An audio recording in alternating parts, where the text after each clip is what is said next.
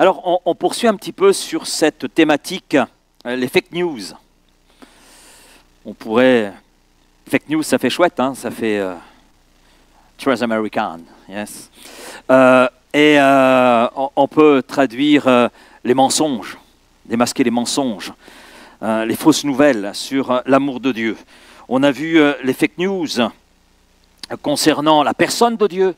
On a vu les fake news concernant la personne de Jésus. Et donc cet après-midi sur l'amour de Dieu. Et on va lire en introduction cette référence que vous avez sous les yeux, la première épître de Jean, chapitre 4, les versets 8 à 10. Et puis chez vous, vous pourrez lire l'ensemble du chapitre 4. Comme ça, vous aurez tout le contexte de ces versets qui nous intéressent. Alors, nous lisons à partir du verset 8. Oh, puis on va prendre le verset 7. Ouais, juste un petit peu avant. Bien-aimés, aimons-nous les uns les autres, car l'amour est de Dieu, et quiconque aime est né de Dieu et connaît Dieu. Celui qui n'aime pas n'a pas connu Dieu, car Dieu est amour. L'amour de Dieu a été manifesté envers nous, en ce que Dieu a envoyé son Fils unique dans le monde, afin que nous vivions par lui. Et cet amour consiste non point en ce que nous avons aimé Dieu, mais en ce qu'il nous a aimés et a envoyé son Fils comme victime expiatoire pour nos péchés. Au verset 11. Bien-aimés, si Dieu nous a ainsi aimés, nous devons aussi nous aimer les uns les autres. Vous savez, nous sommes dans un monde, dans une époque saturée d'opinions. Saturée d'opinions, saturée de théories et aussi de doutes. Et l'amour de Dieu, eh bien, rentre aussi dans ce cadre. Il y a beaucoup de fausses idées concernant l'amour de Dieu, comme il y a beaucoup de fausses idées concernant Dieu, concernant la Bible, concernant Jésus-Christ, concernant la foi. Nous l'aborderons une prochaine fois. Et certains pensent que Dieu aime que les bons.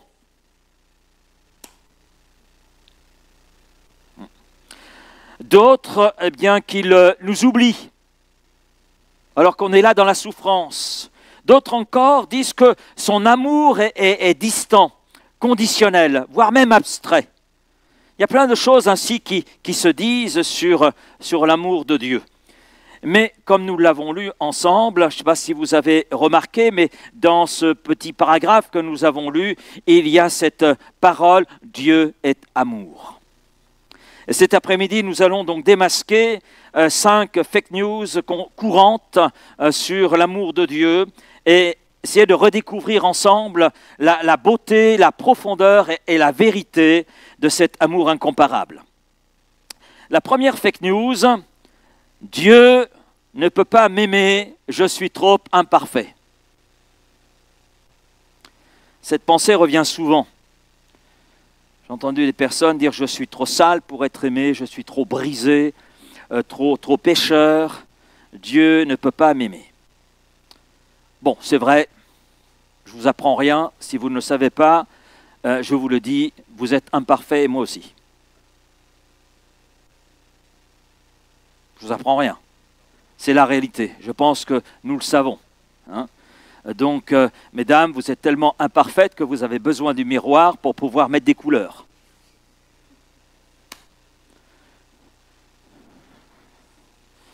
Bon, quelquefois, il y a aussi les messieurs qui passent beaucoup de temps devant le miroir. Hein. C'est vrai, nous sommes sales. Bon, je sais que les uns les autres, nous avons certainement pris une douche. Hein, mais quand je dis sale à cause de la présence du péché, c'est le péché qui nous salit. C'est le péché qui nous rend sales. C'est le péché qui nous rend imparfaits. C'est le péché qui entache notre vie, qui entache nos relations. Ce que nous voyons autour de nous, la société qui est aujourd'hui la nôtre, que l'on regarde, qu'on est loin d'admirer, eh bien, nous présente finalement toute la réalité du péché, toutes les conséquences du péché. C'est le problème numéro 1 de notre humanité, le péché, et qui n'a qu'une solution, à savoir Jésus-Christ. Et concernant cette saleté dans nos vies, cette saleté en raison de la présence du péché, nous n'avons pas les moyens de nous en débarrasser. Nous ne pouvons pas nous nettoyer, nous n'avons pas les moyens. On a bon brosser, il y a des tâches qui dans nos vies demeurent. Le péché est comme une tâche indélébile. Nous ne pouvons pas la faire disparaître. Et bien sûr, le péché touche notre mentalité. Le péché touche nos sentiments, touche nos émotions, touche notre intellect. Ça touche tous les aspects de notre vie. Parce que le péché, c'est une nature. Nous naissons pécheurs. Je le dis assez souvent et je le redis encore cet après-midi, ce que l'on apprend à un enfant, ce n'est pas à obéir. Ce que l'on apprend à un enfant, c'est pas à désobéir. On n'apprend pas à désobéir, on lui apprend à obéir. Parce que désobéir, c'est naturel. L'obéissance n'est pas naturelle. Et c'est un révélateur justement de cette nature dans laquelle nous sommes, nature pécheresse. Et c'est justement la raison pour laquelle eh bien, Jésus, le Fils unique de Dieu, et Dieu lui-même, est venu au milieu de nous. Il s'est fait homme. Et c'est très intéressant, on arrive doucement dans une période que l'on appelle Noël. Et quand on regarde la signification du mot, Noël, ça signifie naissance de Dieu. La naissance de Dieu. Dieu qui s'est fait homme, Dieu qui s'est incarné, Dieu qui s'est rendu semblable à nous, qui est allé jusqu'à s'humilier, prenant cette forme d'homme, devenant homme, pleinement homme, 100% homme. Et Jésus pourra dire dans Marc 2, verset 17, « Ce ne sont pas ceux qui se portent bien, qui ont besoin de médecins, mais les malades. Je ne suis pas venu pour des justes, mais pour des pécheurs. » Hier, avec Raphaël, nous étions chez le cardiologue, et puis il me pose la question, comment allez-vous? Je dis, je vais bien. Il me dit, qu'est-ce que vous faites là?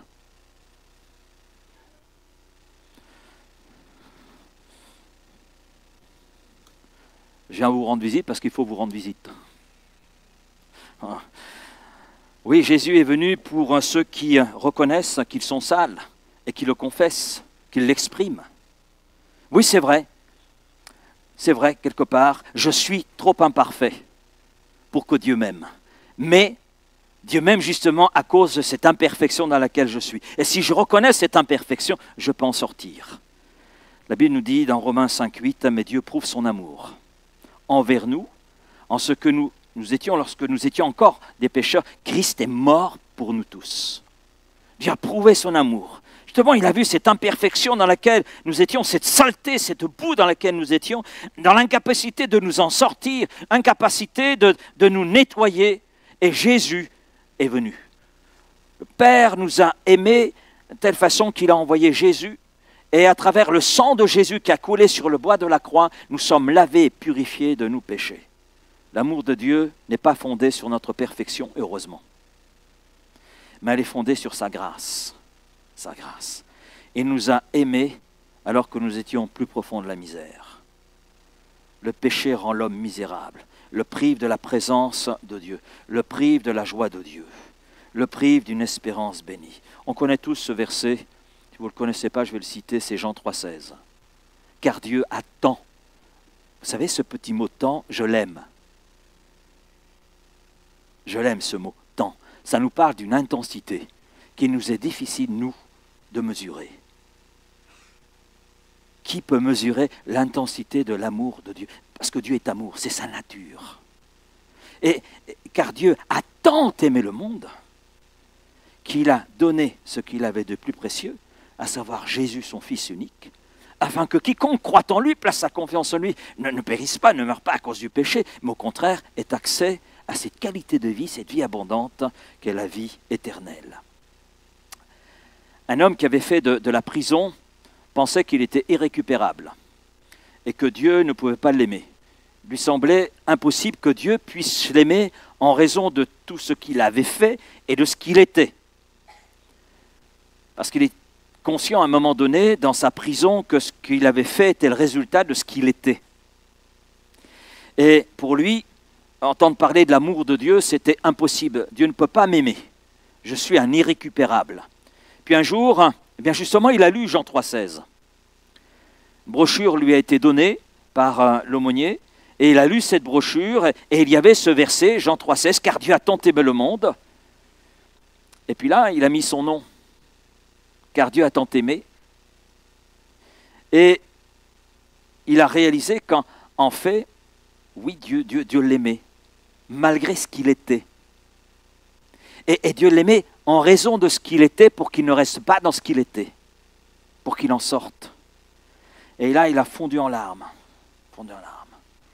Et puis là, il a mis sa vie entre les mains de son Dieu, de ce Dieu qui avait prouvé son amour pour lui en donnant Jésus-Christ. Et il sert l'Église et il aide d'autres âmes dans la misère à sortir de la rue, à sortir de leurs addictions. Dieu l'a aimé au cœur même de sa chute. Amen. Et c'est aussi vrai pour nous. Oui, Dieu ne peut pas aimer, je suis trop imparfait. Ben, c'est justement parce que tu es imparfait que Jésus est venu à donner sa vie. Parce qu'il veut te changer, te transformer. La deuxième fake news, Dieu ne m'aime que quand je me comporte bien. Alors la question de savoir, c'est quand nous nous comportons bien. Ce que les uns appellent bien n'est pas forcément bien aux yeux de Dieu, c'est aux yeux des autres. Selon un certain groupe de la société, si je vole mon prochain, c'est bien. Mais pour un autre groupe, c'est pas bon. Mais qu'en pense Dieu? Et beaucoup de personnes pensent, si je prie, si je lis ma Bible, si je vais à l'église, Dieu m'aime. Par contre, si je doute, si je tombe, si je me détourne de lui, Dieu cesse de m'aimer. Ça, c'est une vision faussée. Faussée de ce qu'est l'amour de Dieu. Parce qu'elle transforme l'amour de Dieu en récompense plutôt qu'en grâce. Vous savez, une grâce, le mot grâce signifie faveur que nous ne méritons pas. Il y a un synonyme, c'est le mot don. Don. Un don, c'est gratuit. Un don, ça se reçoit ou ça se refuse. Mais lorsque l'on fait don de quelque chose, on n'attend rien en retour. Et ça, c'est un mensonge dans lequel beaucoup de gens se trouvent. Et à partir de là, ils sont enfermés dans la culpabilité, dans la peur de décevoir Dieu, comme si l'amour de Dieu dépendait de performances spirituelles, morales, éthiques. Non, heureusement d'ailleurs. La vérité biblique est tout autre. L'amour de Dieu ne dépend pas de ce que nous faisons. L'amour de Dieu ne dépend pas de ce que nous faisons, mais elle dépend de qui il est. De qui il est. Et Dieu ne choisit pas d'aimer, il est amour. Nous l'avons lu, 1 Jean 4,8. Il est amour. C'est ce qu'il est. Ce qu'il est. Et puis Éphésiens chapitre 2, versets 8 et 9, là c'est l'apôtre Paul qui, sous l'inspiration du Saint-Esprit, dit « C'est par grâce que vous êtes sauvés. » C'est un don, c'est une faveur imméritée. Et cela par le moyen de la foi. Cette confiance que nous plaçons justement dans qui est Dieu, dans ce qu'il est, amour, et dans ce qu'il a fait, dans son amour à travers Jésus-Christ. Et cela ne vient pas de vous. Paul l'a très bien compris. Cela ne vient pas de vous. C'est le don de Dieu. Ce n'est point par les œuvres, afin que personne ne se glorifie. L'amour de Dieu, ce n'est pas un salaire. On ne mérite pas l'amour de Dieu. On le reçoit. Et puis l'amour de Dieu ne change pas en fonction de nos hauts et de nos bas. Ce qui nous caractérise, c'est le changement, vous l'avez remarqué? Nous sommes des êtres versatiles, très changeants, très changeants. Vous l'avez remarqué pour vous? Nous sommes très changeants à plein de niveaux, à plein de niveaux. Vous savez, quand un enfant tombe, si je prends l'exemple d'Éden, il est tombé plusieurs fois ce matin. Il est tombé plusieurs fois. Mais j'ai remarqué une chose. Soit le papa ou la maman était toujours là pour le relever. Il y avait toujours quelqu'un pour le relever. Quelqu'un qui était proche de lui. Et c'est vrai que quand on a un enfant, l'enfant tombe, on ne l'abandonne pas. On va le relever, on va le consoler s'il s'est fait mal. Et puis, s'il apprend à marcher, on va l'aider.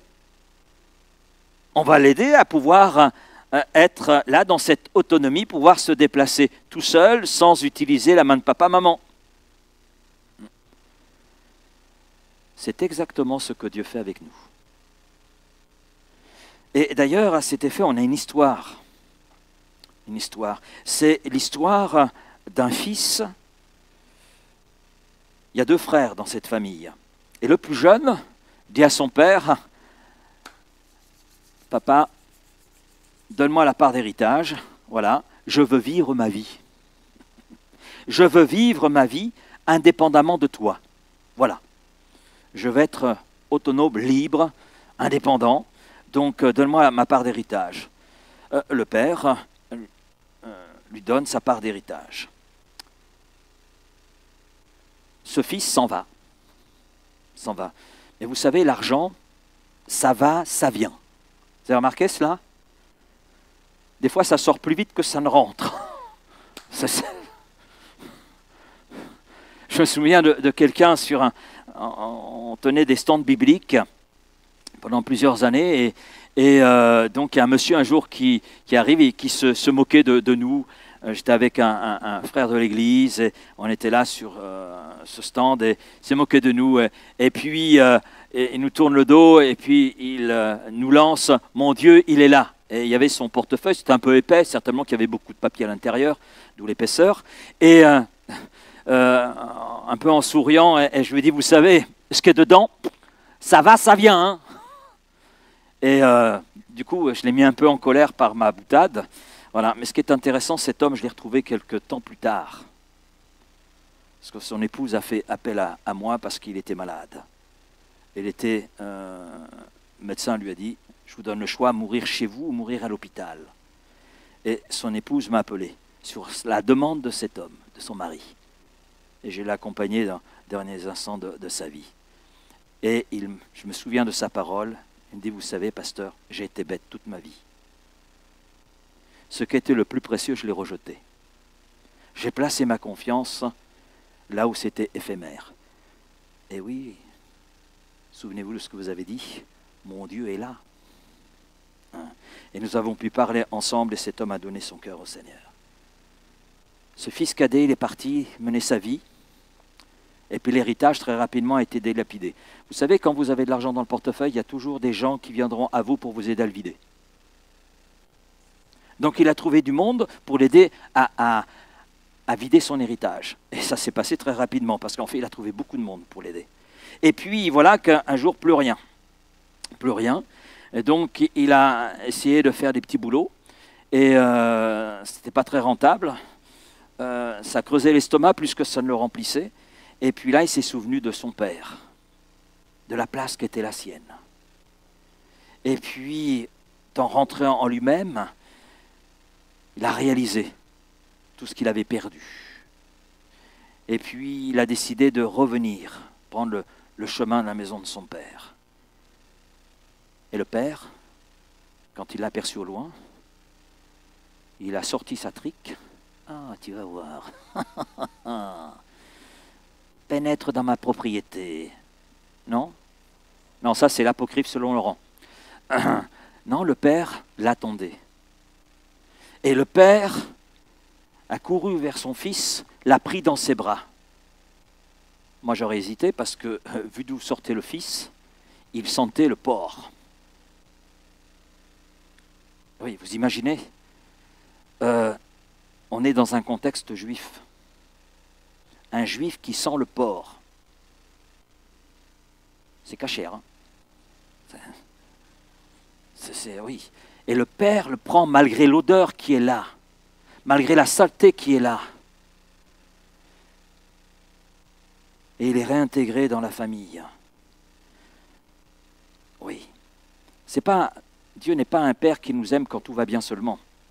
C'est un père qui nous aime même quand tout va mal. Même quand on s'est éloigné de lui, il est fidèle dans l'amour qui est le sien. Il ne peut pas se renier. Il est amour. Et dans la mesure où on revient à lui, il nous accueille. Il nous prend tels que nous sommes pour nous changer, nous transformer et pour nous amener à être ce qu'il veut que nous soyons. Dieu ne t'aime pas plus quand tu réussis, il ne t'aime pas moins quand tu échoues. Il t'aime constamment, parfaitement et gratuitement. C'est bon de le savoir. Et c'est bon de le rappeler à notre cœur. Et la grâce n'est pas une excuse pour pécher, bien sûr, mais c'est une force pour se relever. Quelqu'un dit, Dieu m'aime, non parce que je suis bon, mais parce qu'il est bon. Troisième fake news. Si Dieu m'aimait vraiment, je ne souffrirais pas. Beaucoup se disent, si Dieu était amour, si Dieu m'aimait, il n'aurait pas permis cela, n'aurait pas permis ce qu'il m'arrive. S'il était amour, pourquoi tant de douleur, pourquoi tant de pertes, pourquoi tant d'injustice? Ça, c'est un raisonnement qui est humain, mais qui repose sur une confusion. Confondre l'amour de Dieu avec le confort de la vie. La vérité biblique est tout autre. Dieu n'a jamais promis à qui que ce soit une vie sans souffrance. Dieu n'a jamais promis à qui que ce soit une vie sans frustration. Dieu n'a jamais promis à qui que ce soit que les choses seraient comme sur un tapis rouge. Il n'y a que pour les festivals de Cannes qu'on voit le tapis rouge, mais pas en ce qui concerne la vie avec Dieu. Il a promis sa présence, par contre, dans la souffrance. C'est mieux que le tapis rouge. C'est sa présence qui est là, dans la souffrance. Le psaume 23, verset 4, « Quand je marche dans la vallée de l'ombre de la mort, tu es avec moi. Et parce que tu es avec moi, je ne crains rien. Je ne crains rien. Tu es là avec moi. Dans cette vallée de difficulté, dans cette vallée de souffrance, tu es là. Tu n'es pas à l'extérieur, tu n'es pas devant ni derrière, tu es avec moi. Et justement, ta présence vient me rassurer. Et c'est très intéressant parce que David ne dit pas « je ne passerai jamais dans la vallée de l'ombre de la mort ».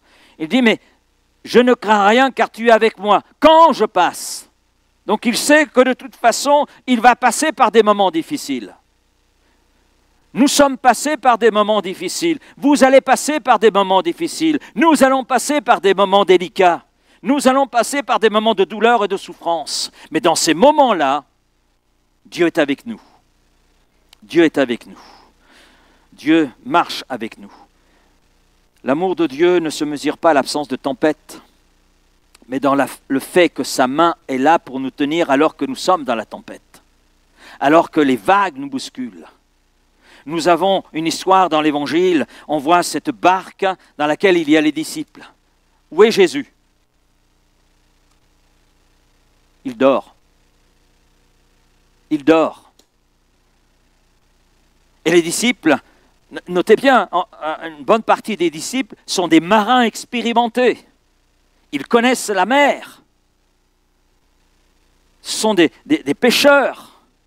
Donc ils savent manipuler un bateau et ils connaissent la mer.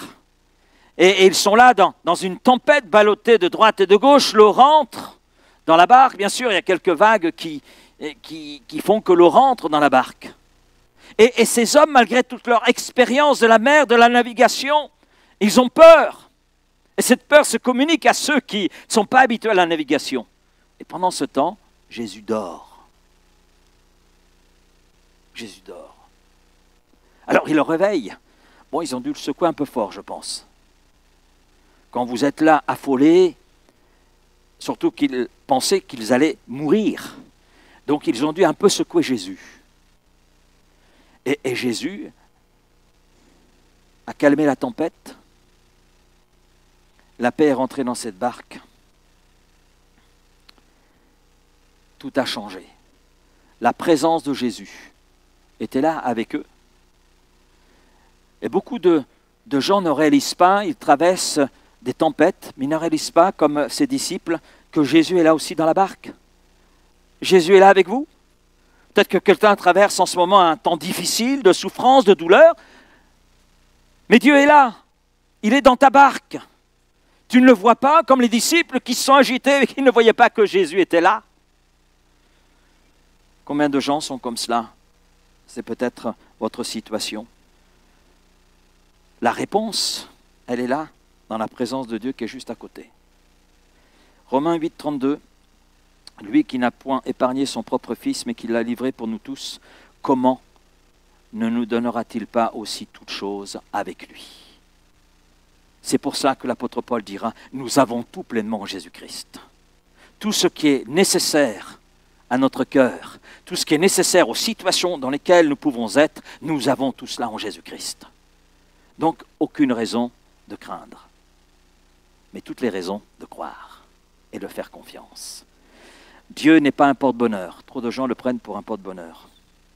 Dieu, ce n'est pas une amulette pour éviter les problèmes, mais il est un Père présent, chaque jour, dans chaque saison. Sa promesse n'est pas « tu n'auras pas de tempête », sa promesse est « je serai avec toi dans la tempête », dans ces temps faciles comme dans ces temps difficiles. Et c'est Ésaïe 43, verset 2 qui nous dit « si tu traverses les eaux, je serai avec toi ». Ce n'est pas « je t'éviterai les tempêtes », je t'éviterai de traverser les eaux. Non, si tu traverses les eaux, je serai avec toi. Et les fleuves ne te submergeront pas. Amen. Amen. Donc nous pouvons nous appuyer sur les promesses de Dieu. Preuve de l'amour de Dieu, ce n'est pas une vie facile, mais c'est une présence fidèle. Même dans la douleur, même dans la difficulté. Même quand on est placé devant des situations, humainement parlant, insurmontables, Dieu a toujours une réponse. Et Dieu est avec nous. Et quand nous sommes devant une situation insurmontable, Dieu nous donne un coup de coude. Qu'est-ce que tu veux faire maintenant? Est-ce que tu acceptes de me faire confiance? Est-ce que tu acceptes de t'appuyer sur moi? J'ai la solution. Tu viens avec moi? Ou tu restes là où tu en es? À te lamenter, à chercher autour sans jamais trouver. Oui, Dieu est là avec nous. À nous de le choisir.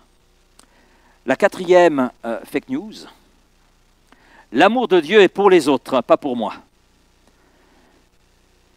Il est facile de penser, oui, Dieu aime sûrement les autres, mais Dieu ne m'aime pas.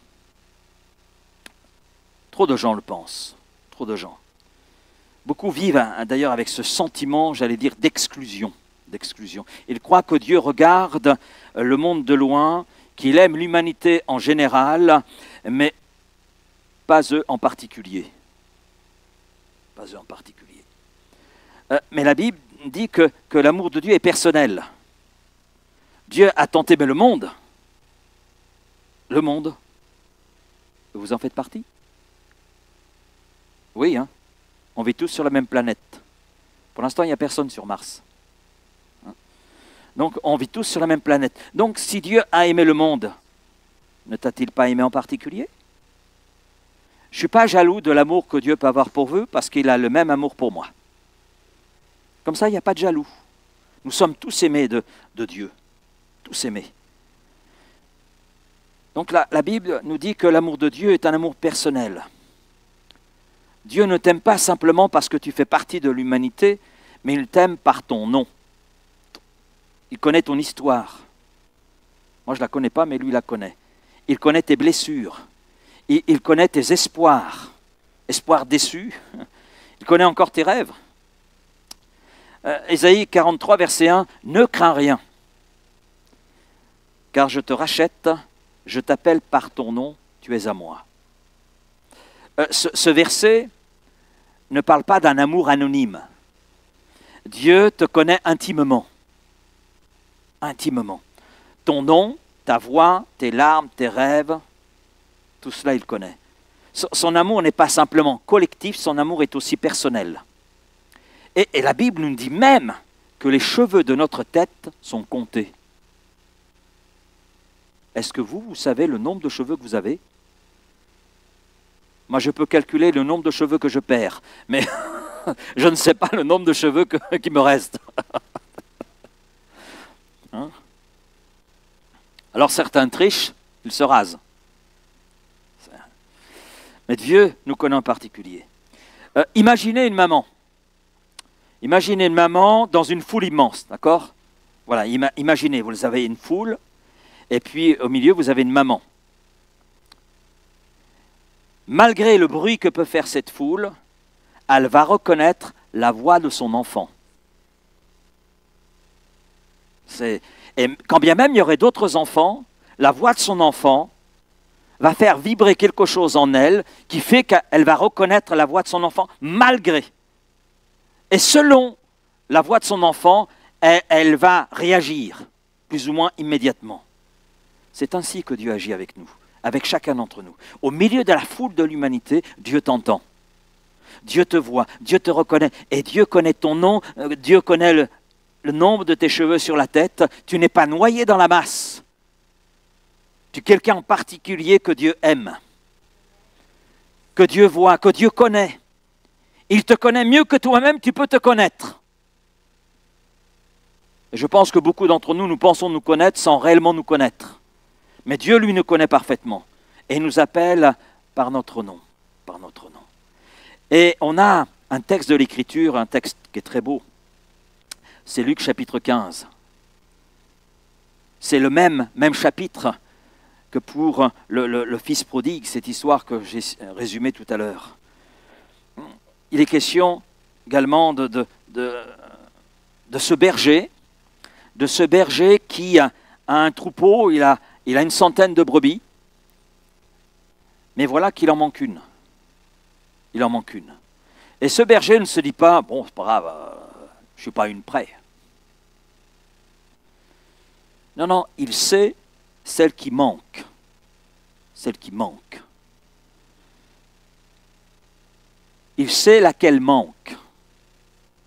Il sait laquelle. Et puis, que fait-il? Il laisse les 99 ensemble et il va chercher celle qui manque, celle qui est perdue. Et il la ramène sur ses épaules. Il a une relation particulière avec elle, comme il a une relation particulière avec les 99 autres.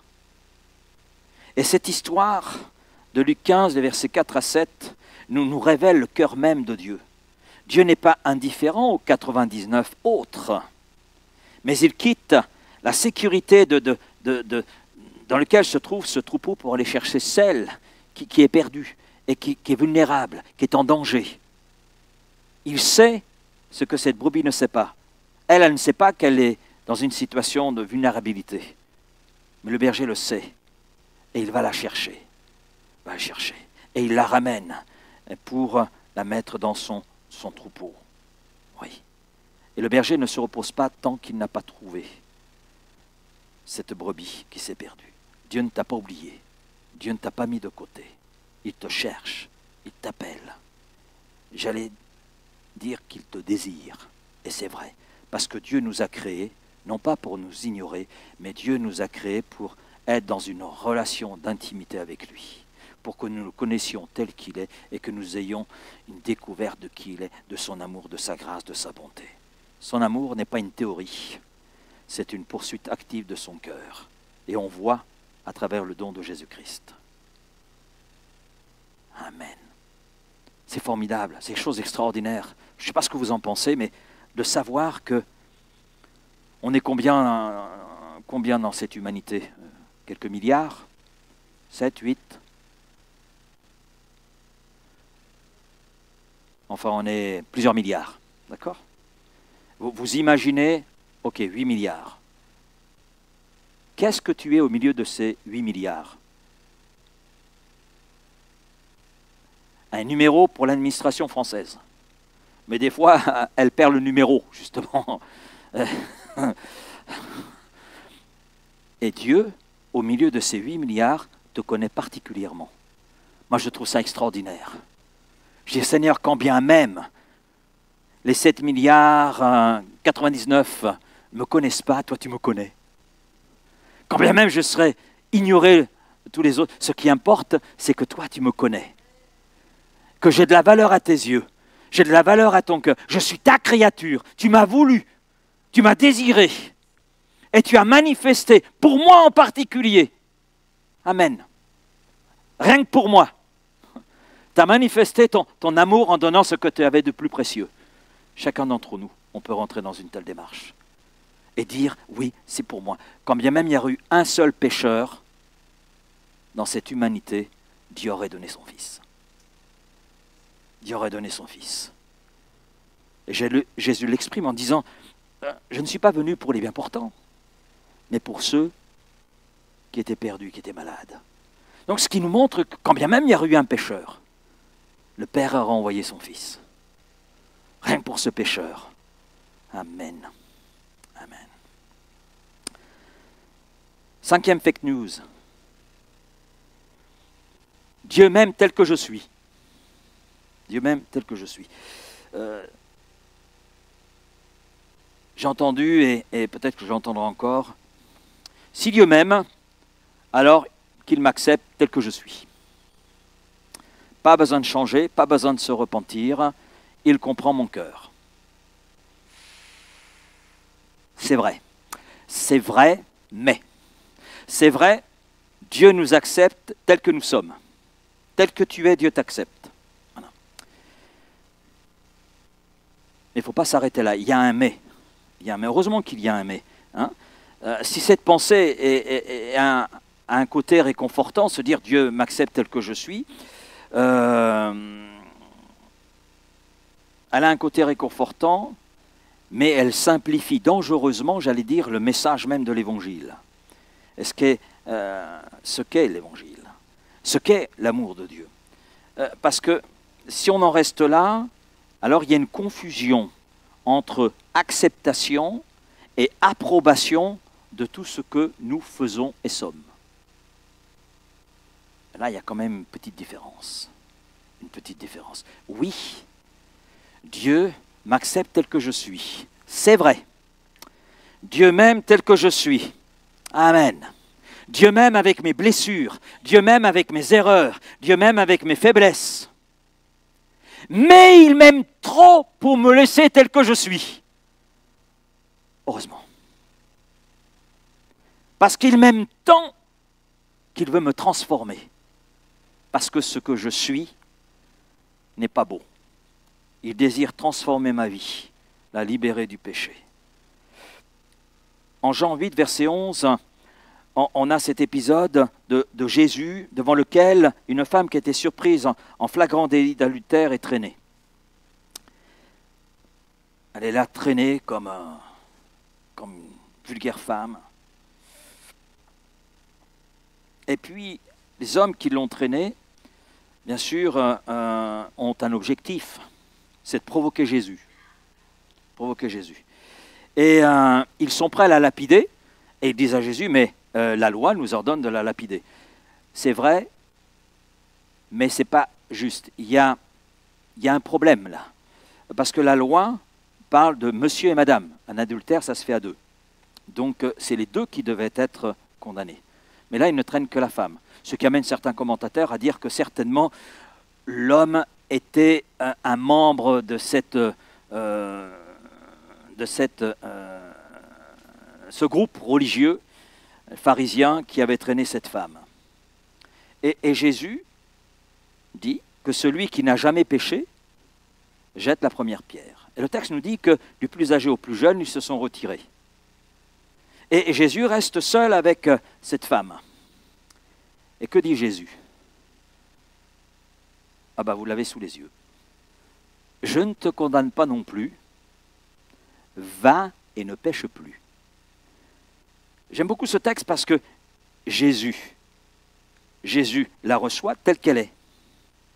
Mais Jésus dit, va et ne pêche plus. Donc Jésus la reçoit telle qu'elle est, mais Jésus se propose qu'il y ait une transformation qui se produise dans sa vie. Va et ne pêche plus. Ne sois plus ce que tu es. Et c'est Jésus qui a le pouvoir de changer, transformer le cœur de cette femme, comme il a le pouvoir de transformer notre cœur. Jésus ne dit pas à cette femme, continue comme ça, tout va bien. Non, il offre la grâce et l'amour, mais aussi la vérité, le chemin du changement. Imaginez un médecin qui découvre un cancer chez son patient. Ce médecin ne dira pas « je t'accepte comme tu es ». Non. Il dira plutôt « nous allons mettre tout en œuvre pour vous soigner, pour vous conduire à la guérison ». Non, c'est pas comme ça. Enfin, c'est comme ça que j'ai vécu les choses. Le médecin ne m'a pas dit, ben oui, dosez-les pour votre cancer, ben oui, je vous accepte tel que vous êtes. Ça veut dire qu'il me laisse tel que je suis? Non. Il a proposé un protocole. Oui. Et Dieu nous aime. Non pas pour simplement nous accepter tels que nous sommes, mais aussi pour nous transformer. Parce que l'amour véritable confronte, l'amour véritable corrige, l'amour véritable restaure. L'amour véritable apporte la grâce pour pardonner les erreurs. L'amour véritable apporte la vérité pour transformer le cœur, afin que ce cœur ne reste plus dans son mensonge, le cœur ne reste plus dans le péché, mais entre dans une vie nouvelle. 2 Corinthiens 5, 17, si quelqu'un est en Christ, il est une nouvelle création. Les choses anciennes sont passées, et voici toutes choses sont devenues nouvelles. Et cela n'est pas l'œuvre de l'homme, de nos efforts, mais c'est l'œuvre de Dieu réalisée à travers Jésus-Christ, en qui nous plaçons notre foi, notre confiance. Dieu ne se contente pas de dire « Ok, bien, je t'aime tel que tu es, mais je veux que tu vives pleinement la vie pour laquelle je t'ai créé, c'est pour ça que je vais transformer ta vie. » Je conclus pour cet après-midi. Nous avons démasqué 5 fake news sur l'amour de Dieu. Tu n'es jamais trop imparfait pour être aimé. L'amour de Dieu n'est pas conditionnel. La souffrance n'annule pas son amour. Tu es personnellement aimé et son amour est éternel et immuable. Ça, ce sont les vérités pour contrecarrer les fake news que nous avons vues. Et je reviens à 1 Jean chapitre 4, mais je passe au verset 16. Et ce verset 16 dit « Dieu est amour ». Dieu est amour. Et celui qui demeure dans l'amour demeure en Dieu. Et Dieu demeure en lui. C'est-à-dire qu'il y a une intimité, une relation qui s'installe. Et dans cette relation, on vit une transformation. On vit quelque chose de grand, de bon. On vit une aventure. Et une aventure qui nous conduit jusque dans l'éternité.